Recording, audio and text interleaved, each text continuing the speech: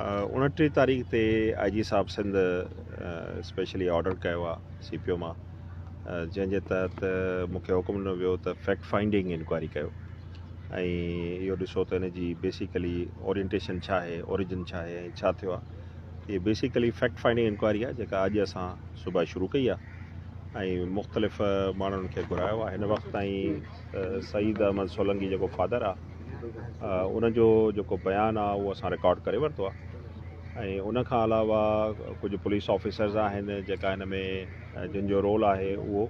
उन खां पोइ असां फर्दर जेको आहे सो मेडिकल साइड खे बि ॾिसंदासीं ऐं लाकअप खे बि ॾिसंदासीं ऐं पुलिस जा जेका बाला अफ़सर आहिनि उन्हनि जो बि हाल अहवाल कंदासीं।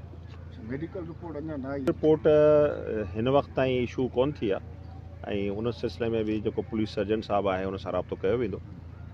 जेकी मुंहिंजी इंफॉर्मेशन आहे त उहा उन्हनि ठाहे वरिती आहे पर उनजे प्रोसेस में अञा आहे।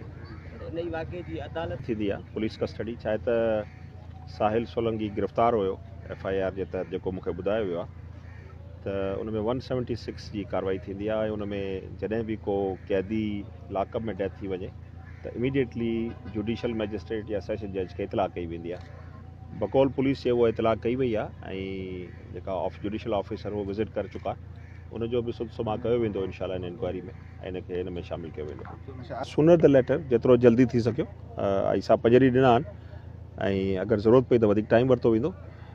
कोशिशि कई वेंदी त इहे सभु शयूं जेका उन जा इंग्रीडियंट्स आहिनि उनखे कंप्लीट कयो वञे। उमेद इहा आहे त 5 ॾींहंनि में पूरी थी वेंदी। असां शुरू कयो आहे ऐं इंशाल्लाह लाकअप जो विज़िट थींदो।